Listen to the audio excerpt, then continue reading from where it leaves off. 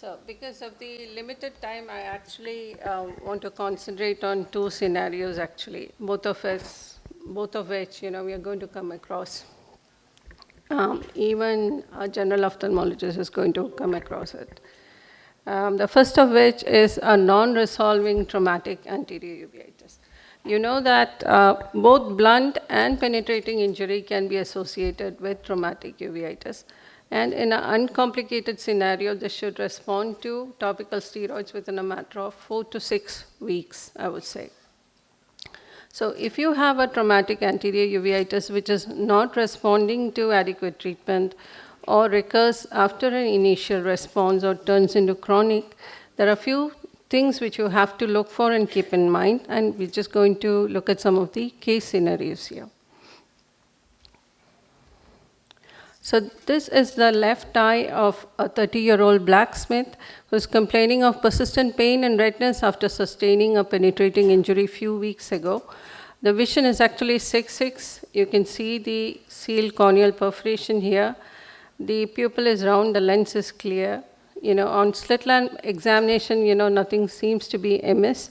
But look at the gonioscopy, it's showing a foreign body. Once this foreign body was removed, his uveitis subsided. But our next patient was not so fortunate. He had a very chronic anterior uveitis post-penetrating trauma followed by gradual decrease in vision. And as you can see here, the cirrhosis is already set in with a lot of pigment infiltration throughout the anterior chamber with a complicated cataract. The B scan picks up the foreign body. By this time, even if you remove the foreign body, this patient is never going to gain very good vision. So it's very important that you recognize these non-resolving traumatic anterior uveitis.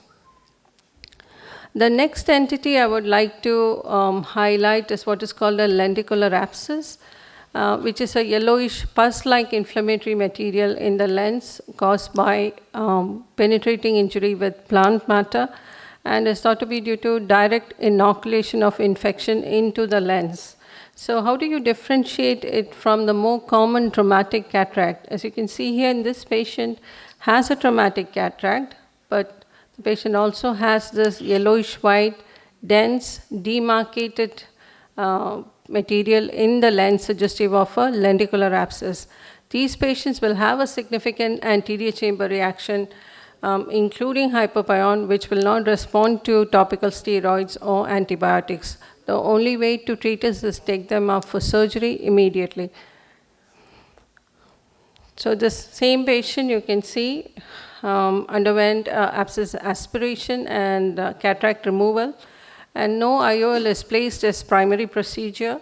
You treat them with topical steroids and antibiotics and wait for the inflammation as well as the infection to subside, and then you can place a secondary IOL.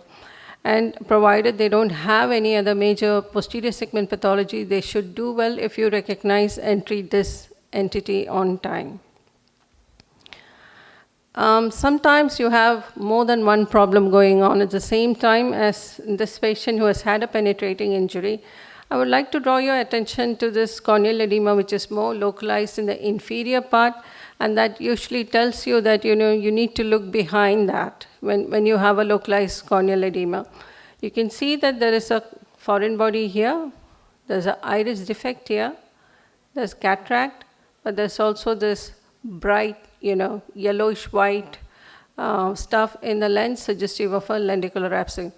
Again, this patient is not going to respond to topical steroids. You need to go for surgery. And sometimes the answer to a non-resolving traumatic anterior uveitis lies in the back of the eye, where it can be caused by retinal tear or a retinal detachment. These patients usually do not have keratic precipitates, and it's important for you to look at the anterior vitreous phase for pigment or vitreous hemorrhage. So to sum it up, when you have a non-resolving traumatic anterior uveitis, revisit the history, ask for the mechanism of trauma in detail. I generally ask them, tell me what were you doing, when you sustained the trauma. You look for scars, particularly on the sclera and the limbus, where you're likely to overlook them. look at the hidden corners of the eye by doing gonioscopy or indirect ophthalmology and use the appropriate imaging. I have to tell you that B-scan may not always be the best technique, depending on, where you suspect the foreign body to be. You can use an X-ray, you can use a CT scan, or even a UVM. So the next group of unusual or uncommon anterior uveitis I want to talk about is the drug-induced uveitis. There's an entire list of medications, both ocular and systemic, which can cause inflammation in the eye. So there are two reasons, why we should know about them, why all of us should learn about them. Now, as a person who has been practicing uveitis, it's very rarely that I can tell a patient with confidence that, I know what is causing your problem, I can treat it, and it's never going to come back, okay? So that's one good reason. And the second reason is that you can avoid unnecessary investigations and treatment, if you know what is causing the problem. So this is a lady with unilateral primary open-angle glaucoma on brimonidine, complaining of pain and redness. You can see that they have granulomatous capes. Interestingly, this is brimonidine-induced uveitis. Her systemic workup was negative, no other systemic problems which could possibly cause a uveitis. Interestingly, brimonidine-induced uveitis also paradoxically causes an increase in IOP. The other anti-glaucoma medication which has a close association is the prostaglandin analogs. The other set of medications which is being very commonly used in ophthalmology and has an association with anterior uveitis is the anti-VEGF agents, namely the Avastin and the Lucentis. So all of us need to be aware of this.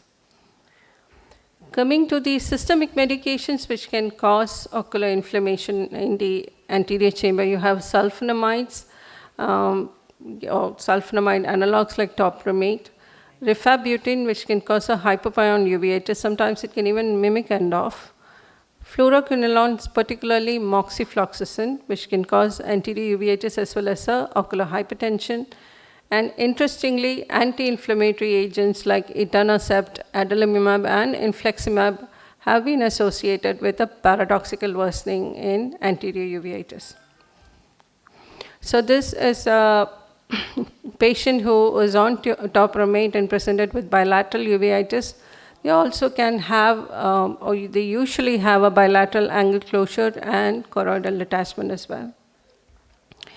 Now, this is a lady who took zoledronic acid infusion for osteoporosis and presented 4 or 5 days later with pain, redness, and a hypopyon uveitis in both eyes. So bisphosphonates, which are used to treat osteoporosis, is also known to cause uveitis. They can also cause scleritis and orbital inflammation. Some of the newer medications, so the list of medicines that cause intraocular inflammation is actually growing. And newest on the block is the immune checkpoint inhibitors and BRAF MEK inhibitors, which are used to treat malignant melanomas and metastatic cancer. So you need to update yourself. Also, some of the vaccines, they are also associated with anterior uveitis. But the strength of the association is not as strong as with the other medication. So all of us need to be aware of medication, both ocular and systemic, which could potentially set up a inflammation in the eye. So you have to take a detailed drug history. I think it's important to establish the timeline, that is, when did you start the systemic medication or the topical medication, and when did the uveitis start, in association with starting the medicine. You have to rule out other causes of uveitis. Just because they are on a particular medicine, don't assume that the medicine is causing the uveitis. And of course, the proof of the pudding is that the uveitis goes away on stopping the medication. So with that, I would like to conclude the talk. I think we have always been taught that when you hear hoofbeats, you think horses. not zebras, but you will agree with me, it's more fun to identify zebras. Thank you. Thank you, Dr. Anuradha.